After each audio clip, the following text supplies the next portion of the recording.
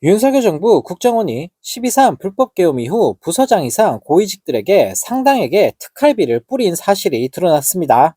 근데 앞서 문재인 정부에서는 전혀 없던 일로 고위직 대상에게 일괄적으로 특활비를 지급한 것은 매우 이례적이라는 지적이 쏟아져 나오고 있는데요. 근데 이 때문에 국정원이 계엄과 연관된 정보 수집 임무를 방관한 대가로 조태용 원장이 격려 차원에서 지급했다라는 해석이 나오고 있습니다. 네, 또 향후 내란 특검이 시행될 경우 수사 대상에 오를 고위직을 대상으로 유리한 진술을 하도록 미리 조치를 취한 것 아니냐는 관측도 있는데요. 네, 국정원 내부 사정에 정통한 관계자는 조 원장은 계엄 사태 이후 부서장, 지부장 등 고위 간부들에게 수차례에 걸쳐 1인당 수백만 원에서 천만 원의 특활비를 떡값 명목으로 지급했다라고 폭로했습니다. 네, 이는 국정원이 내란 세력에게 불리하게 작용할 만한 정보를 일부러 수집하지 않은 데에 대한 격려금이 아니냐라는 지적이 나오고 있는데요. 네, 국정원법에는 직무의 범위에 대해 형법 중 내란의죄, 외환의죄, 군형법 중 반란의죄 등에 대한 정보의 수집, 작성, 배포를 수행한다라고 명시되어 있지만, 네, 국정원은 이 법에 적시된 임무를 전혀 수행하지 않았는데요. 네, 또 내란 특검에 앞선 입막음용이라는 지적도 나오고 있는데, 네, 전직 정보기관 관계자는 특활비 지급이 사실이라면 조 원장 자신과 윤석열이 수사를 받을 것에 대비해 유리한 진술을 하도록 손을 쓴 것으로 보인다라고 지적했습니다. 네, 또 다른 소식입니다. 이재명 대통령이 취임 이후 두 번째 국무회의에서 3대 특검법을 공포했습니다.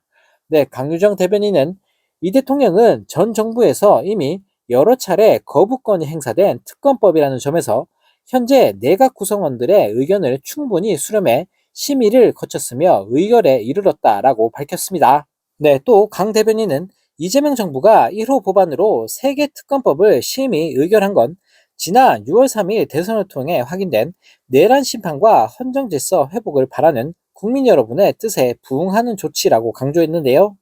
네, 이어 그동안 대통령의 거부권에 막혀 제대로 행사되지 못했던 국회의 입법 권한을 국민께 다시 돌려드리는 의미도 포함된다라고 덧붙였습니다. 네, 한편 3대 특검법이 공포되자 국진당이 집단 멘붕에 빠졌다고 합니다.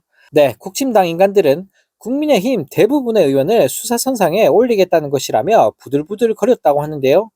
네, 내란 특검법의 경우 윤석열의 12.3 비상계엄 선포와 관련한 범죄 의혹 11개가 수사 대상인데, 네, 계엄 당시 윤석열과 국힘당 일부 의원들의 통화 사실 등이 밝혀졌기 때문에 국힘당 의원들로 수사가 당연히 확대될 수밖에 없는 상황인데요. 네, 이에 서지영 국힘당 원내대변인은 통화에서 상대 정당을 겨냥한 정치 보복 수사로는 협치나 통합이 어려울 뿐 아니라 국민에게 신망을 얻기도 어렵다라는 개소리를 날리며 발악했습니다.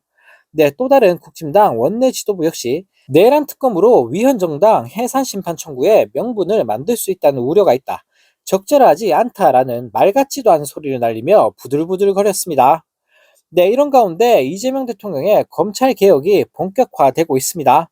네, 당장 지난주 법무부 장관이 직접 검사 징계를 청구할 수 있도록 하는 검사징계법 개정안이 국회 본회의를 통과하면서 콜검들 내부가 초토화되고 있는데요. 네, 지금까지는 검찰총장이 검사징계를 청구하면 법무부 장관이 위원장인 검사징계위원회에서 검사징계 여부를 심의 의결했지만, 앞으로는 법무부 장관이 검찰총장을 포함한 모든 검사의 징계를 청구할 수 있게 됐습니다. 네, 개정안을 대표 발의한 김용민 민주당 의원은 제안 이유에서 다른 공무원과 형평성에도 맞지 않을 뿐만 아니라 제 식구 감싸기라는 지적이 이어지고 있다라고 강조했는데요.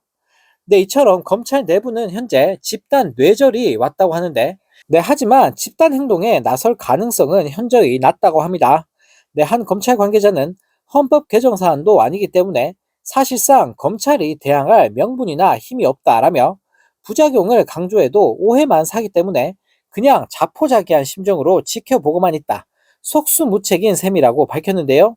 네, 또 일각에선 김건희 수사 때 검찰이 청사 외부 조사 등을 진행하며 공정한 수사에 대한 의문을 자초한 것 아니냐라는 자조 섞인 목소리도 나오고 있다고 합니다.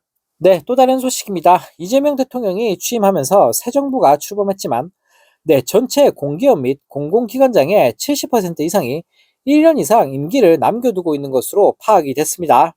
네, 심지어 자녀 임기가 2년 이상인 기관장도 10명 중 4명 가까이나 된다고 하는데요.